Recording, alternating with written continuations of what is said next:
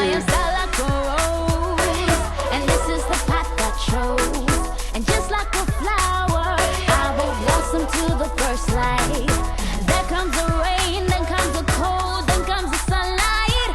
I will grow, I will flourish, just like a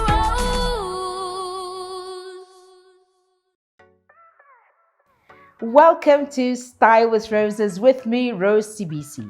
So this season, we've taken an interesting look into the diaspora value.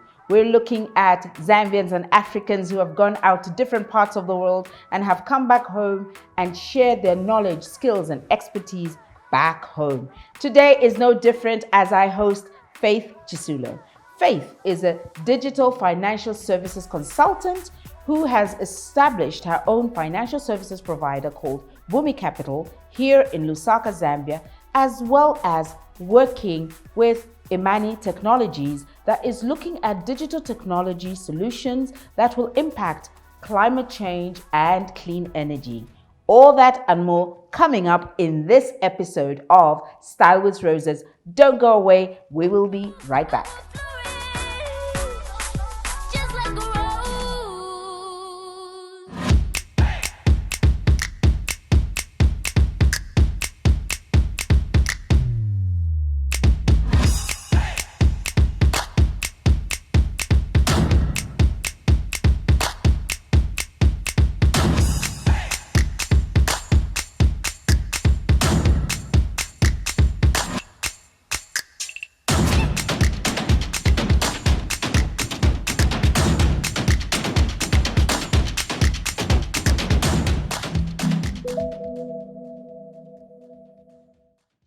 And welcome again to another exciting episode of Style with Roses.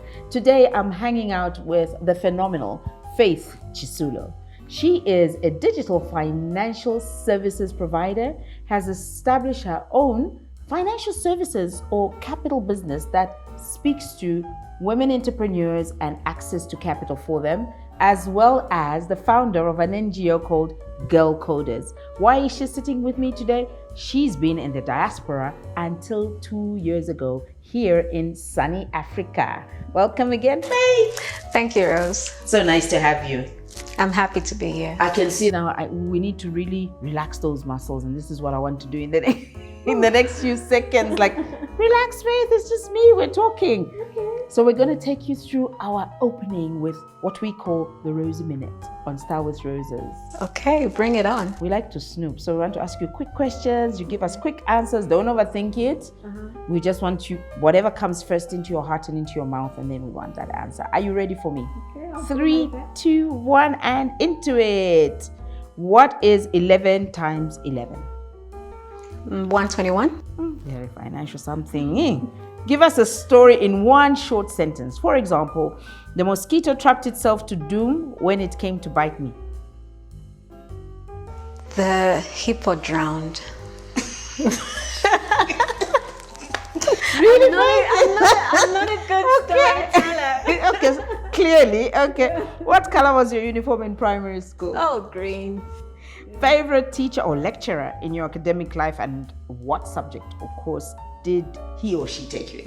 The name has escaped me, but chemistry was my favorite subject. You're kidding me? Like, you're only a digital financial services provider, like. I loved chemistry. I know. What would the title of your TED Talk be? Solving Africa's issues using technology. We'll have to come back to that because now I know you really want a good title for it, but yes, you know, it's a TED Talk. It's a TED Talk, so you have to think it through. You're allowed. Okay, how many emails should one have? I think 3 is enough. What roles of leadership did you have in secondary school? I was a librarian, a sports captain, and a deputy head girl. But you were those to my teacher and con the type, right? You sound like it. It's a goodie. You're a goodie. So, what is fintech? Fintech is financial technology. So fintech is financial technology. So this is where you use technology, to design and deliver digital services. You're too clever. You're telling us even to just financial technology is it. You nailed it. You've already got it.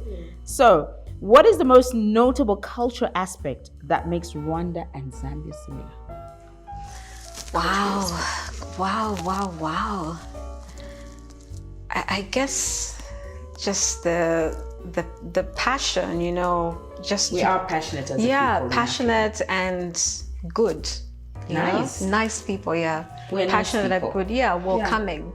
Okay, I'll go with that. I'll take that. Who's the last person you told, I love you too? My partner, of course. You had to say that because in case he's watching. But what was the first question you were asked this morning? How are you feeling? Nice one. I think I'll just take one for the road, knowing that you're very passionate about women empowerment as well. So I'll say Marie Curie was the first woman to win a Nobel Prize. What for your work would you like to be noted for? I guess for the legacy I'm really pushing for is that young girl in the rural area, finding their voice. And since I'm passionate about digital financial technology, just using technology to come out of their poverty or misfortune. We can go with that, but hold that thought. I'm sure a lot more is going to come up as we continue our conversation with our guest for today, Faith Chisulo. Don't go away. We will be right back when she joins me on the couch. Just like a rose.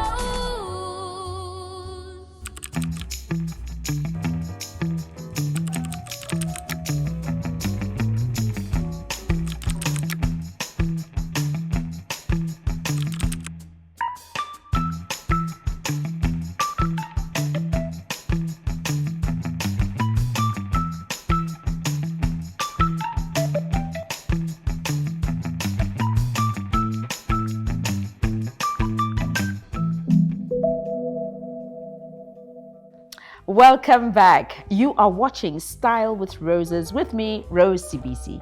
And today is another episode where we delve into very interesting conversations with Zambians and Africans who've had a stint in the diaspora, and we get to find out what value do they bring back home.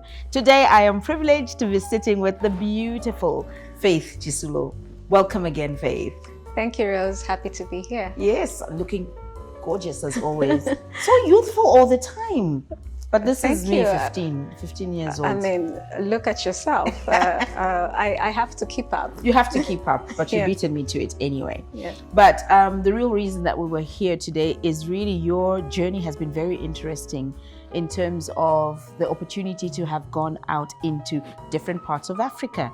And those experiences are what you've brought back home. So why don't you share with us a little bit about your journey in the diaspora? Where were you? How long were you there? What were you doing there? Okay, so my journey in the diaspora started in 2009. I happened to work for this multinational company.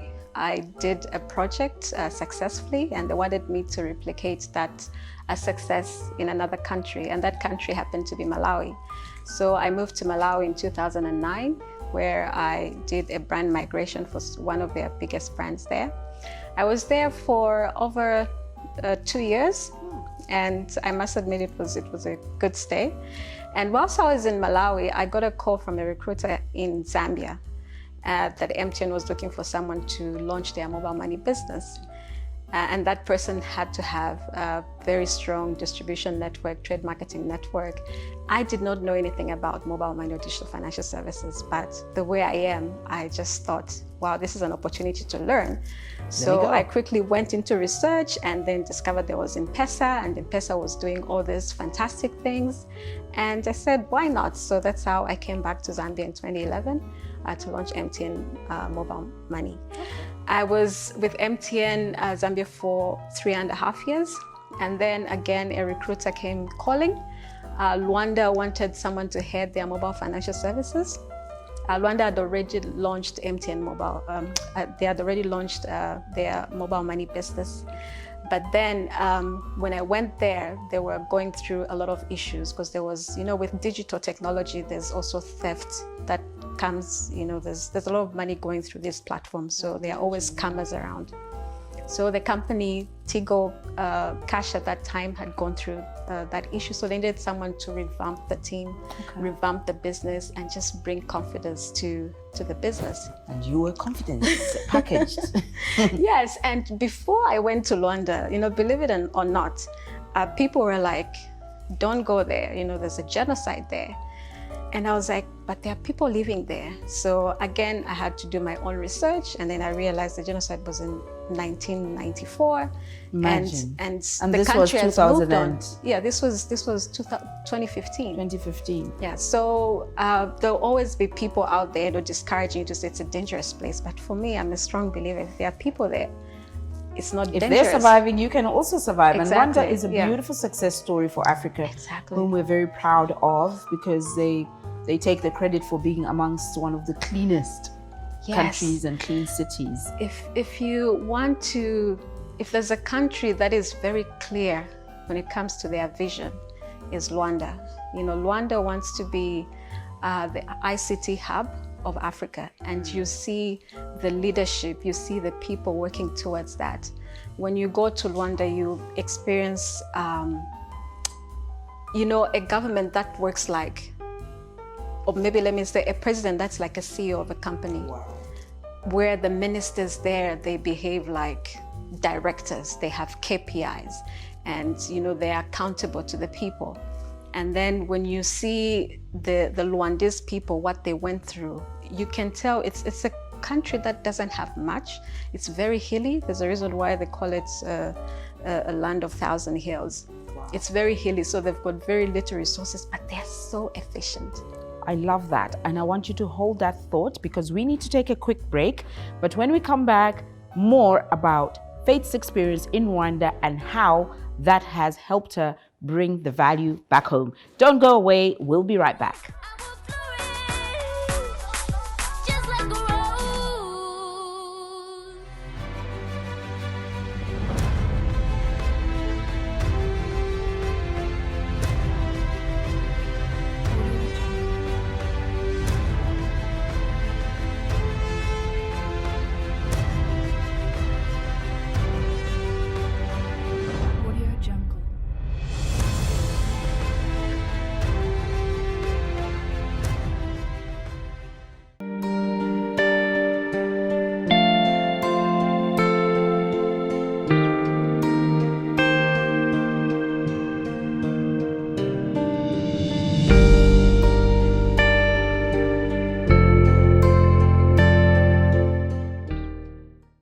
And we are back indeed. Very interesting conversation with Faith Chisulo, who I'm hanging out with today, a digital financial services provider who has established her own financial services company that offers access to finance for spaces in the corporate as well as private SMEs and businesses coming up.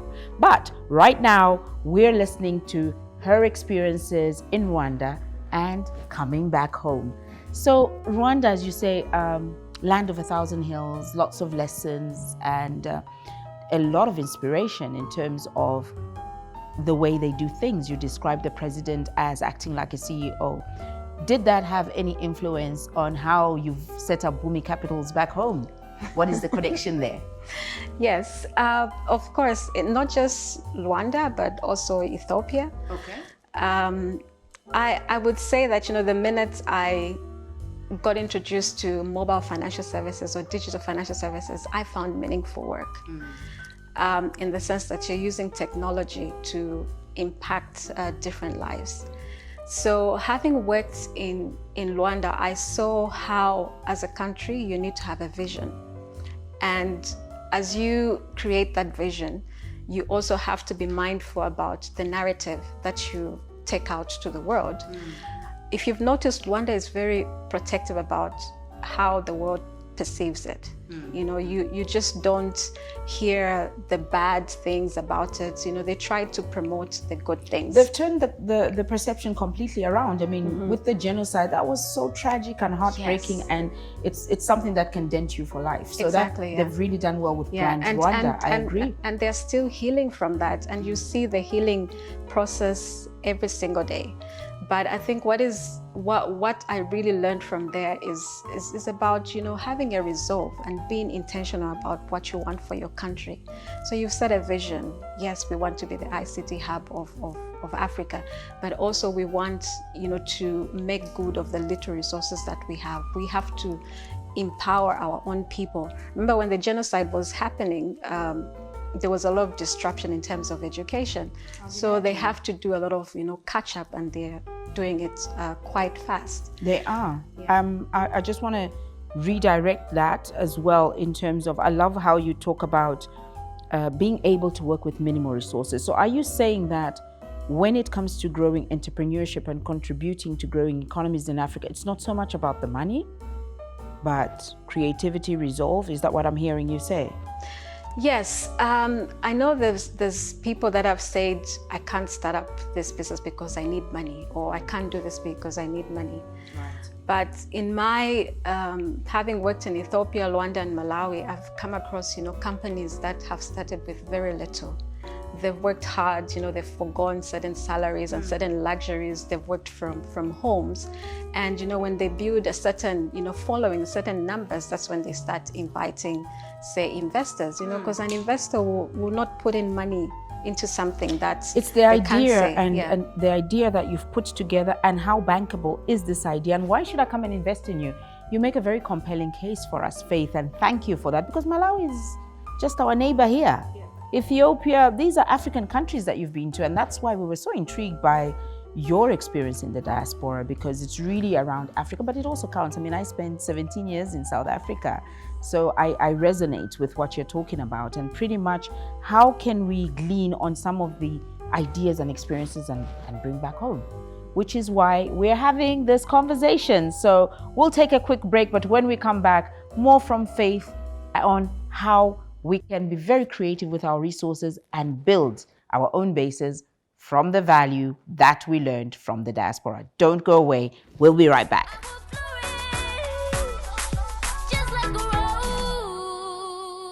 Hi there, my name is Faith Chisulo. I'm a digital financial services consultant. I'm a blossoming rose, hanging out with Rose Sibisi on Style with Roses. As it was for me, it can be for you.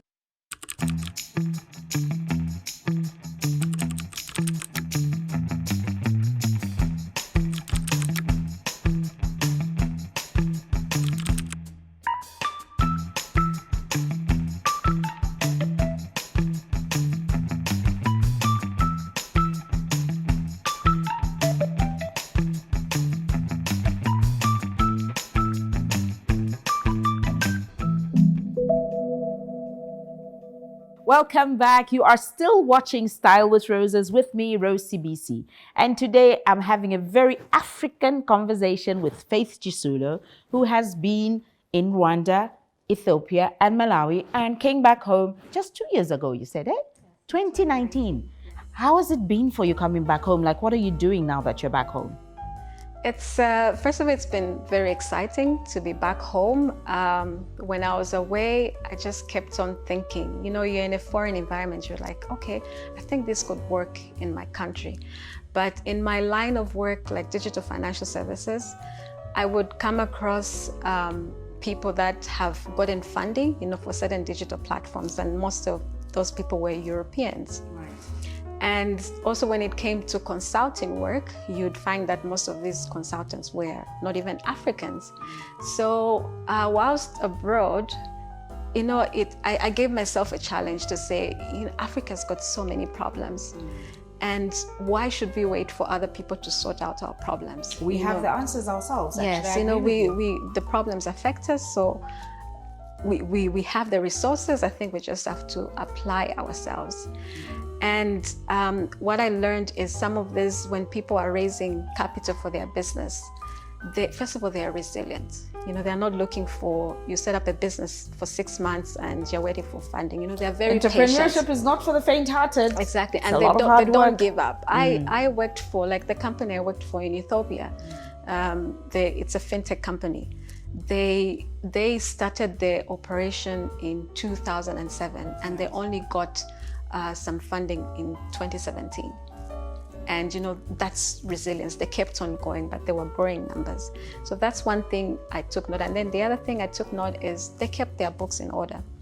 Have your documentation, your company secretarial in place.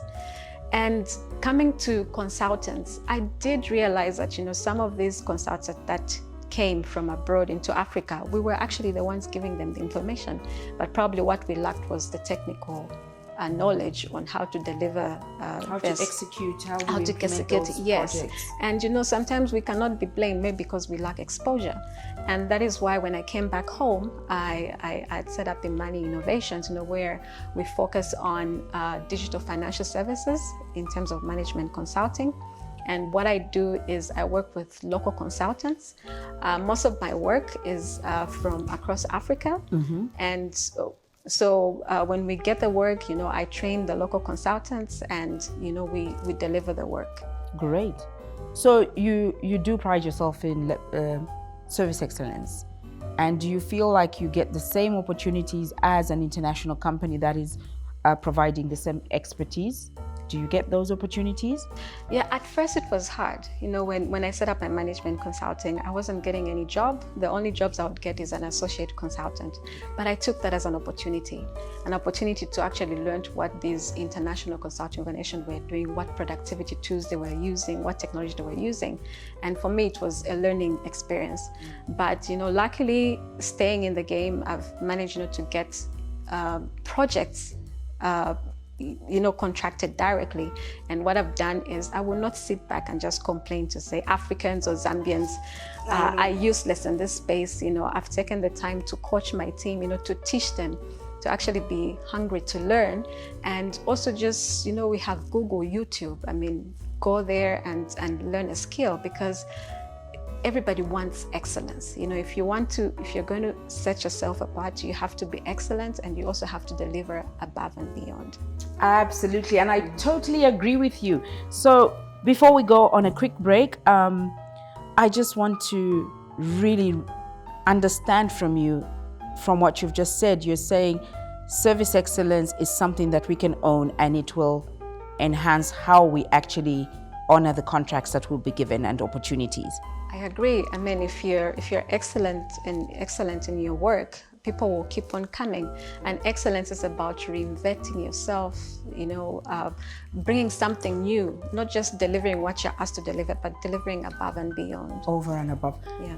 You see, these are the things that we're talking about here, and this is really getting exciting, and learning a lot of nuggets from Faith Chisulo. Very precise, very distinct when it comes to service excellence when you're running your own business. Don't go away. We'll take a quick break, and when we come back, Faith gets to pass the rose. See you in a bit. Just like a rose.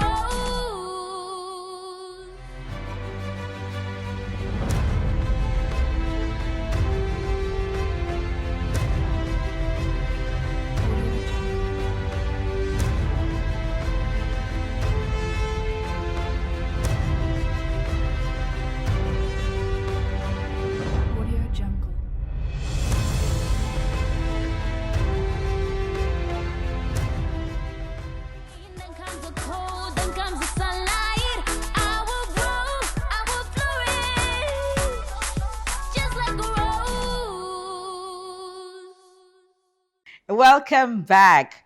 In case you've just joined us, a thrilling conversation with Faith Chisulo, specialist in digital financial services. So she's been to different parts of Africa, Rwanda, Ethiopia, and Malawi.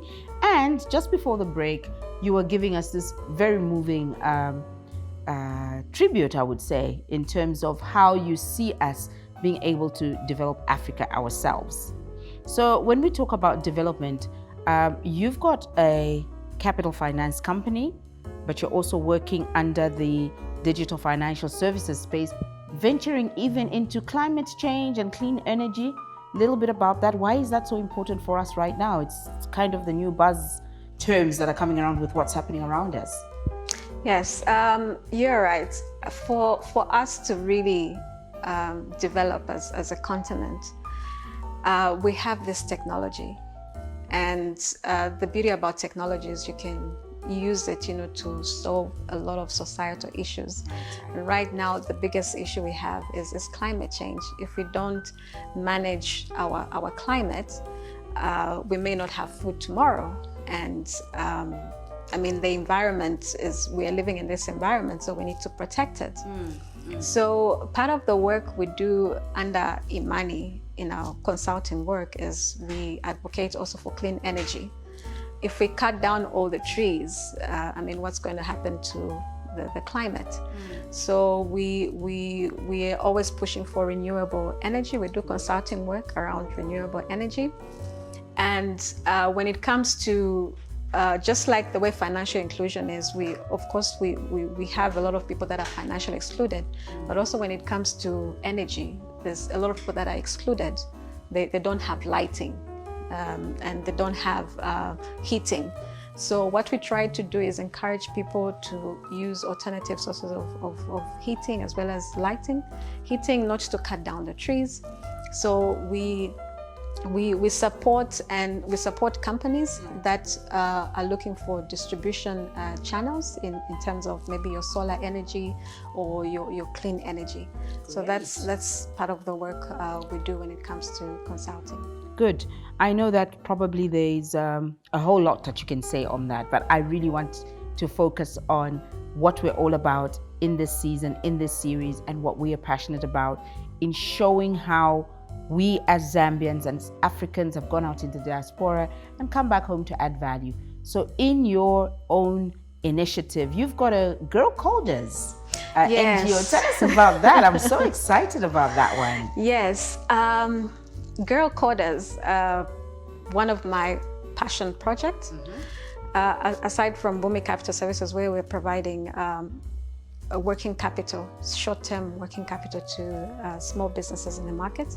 So we have Girl Coders, and this is where we teach young girls how to coding for change. We have technology. That's what I was going to say. Which coding are you talking about? Coding for what? Technology. I'll try not to be too technical. Yeah, but it's really. But really, when you look at the mobile phone, almost every household has got a mobile phone, whether it belongs to you or it's shared. So we spend most of our time on the mobile phones. Correct. Yeah. So what we're trying to do is teach girls out there to actually code for change. Coding, to make applications that will help in terms of, we have issues in the education sector, we have issues in the health sector. And so we encourage, young ladies, to look at problems within it could be at their school, maybe they need a website or a school registry, we teach them how to code and make a system for that. Or it could be maybe in a market. We've seen in other countries where they would set up a water infrastructure, and for people to access that water, they need to use maybe their mobile phone or their prepaid meters to access that, so that you also conserve the water and have control around it. So why Girl Coders? Culturally, as women, when you grow up, you are given a doll, or you're not given technical stuff to work with. So you grow up being scared of using technical things. So we're trying to, teach the demystify that, and teach the girls to say, you can code. If there's a problem, just do an application and help resolve that problem in your area. So we do it differently because we don't want. We actually target schools that maybe don't have ICT labs. So we help them with computers. We do a program for them when they've closed school, so that they are fully dedicated to the program. And most of the time we do it for free. Good. I really want to hear more about that. And it ties in so beautifully with what we do as our unique identity on this platform. We have what we call Pass the Rose. So I would like you to extend that same passion of yours by passing a rose to a young rural girl. When we talk about the journey, the experiences, the different postings that you've had in the places that you've gone, not everybody will have that opportunity. And I think from what you're saying about Girl Coders, you're already like 75% there. So even here, we would like you to call out a budding rose, tell them how it can be for them, as it has been for you, as it has been for many others who have been able to realize their dreams. So I'm handing this rose over to you to appreciate you for the amazing work that you're doing and have done since you've come home and so far. But speak to the young ladies out there and just encourage and inspire them to follow their dreams. Speak from your heart. I don't know what you want to say. Wow, thank you so much. To the young girl out there, young lady out there, you look around you and all you see is challenges, issues, darkness, abuse, and poverty. But I say to you, nobody should tell you what you can't, won't, shouldn't do. People will put their limit on you. But what I've learned is the only person who can stop you is you. You are going to have to break your own limits. So I encourage you to be creative. I encourage you to dream big. I encourage you to fail hard. I encourage you to fail often. The other important thing is education is important. Be educated. Also understand resilience. Failure should not be, you can fail, but don't give up. The world is your masterpiece. Paint a picture for yourself. Oh, beautiful, beautiful. I get so carried away when they start talking like that, because this is it. It can be for that young girl, young boy, all of the youth out there. You can become the best version of yourself if you put yourself out there. And that is what Faith is saying. Thank you so much, Faith. It's been so amazing to have you with me this afternoon. So a little bit about Bumi Capital before I let you go. If people wanted to access your services with Capital Finance under Bumi Capital, or how do the supporters come to Girl Coders? How do we reach you? Where are you found? Okay, we have a website. Okay. And on our website, the website for Bumi Capital Services, www.bumicapital.com. And then there's also a website for Girl Coders, if you just go to Girl Coders. Right. For Girl Coders, we're usually looking for volunteers, to teach our girls how to code. I'm usually paying money out of my pocket, so it would be nice to have people to help, sponsor even about 5 girls, to learn how to code. And then for Bumi Capital Services, we focus on women entrepreneurs in the market, small businesses really. So we give small working capitals, which is short term. Great stuff. And there we have it. Even within Africa, just next door, somebody goes and spends some time there from the diaspora. You come back home, the skills, the exposure and the experience, you bring it back home, and we are bringing our own value back home. This has been Style with Roses with me, Rose Sibisi, and the lovely Faith Chisulo. We just want to say bye-bye for now, but whatever you do, remember, you were created to bud. You should blossom, and most importantly, flourish, because that's what roses do. Until the next time, bye-bye. You can flourish if you do try. Blossom, let them see you in your new shine. Shine like gold, bloom like a rose.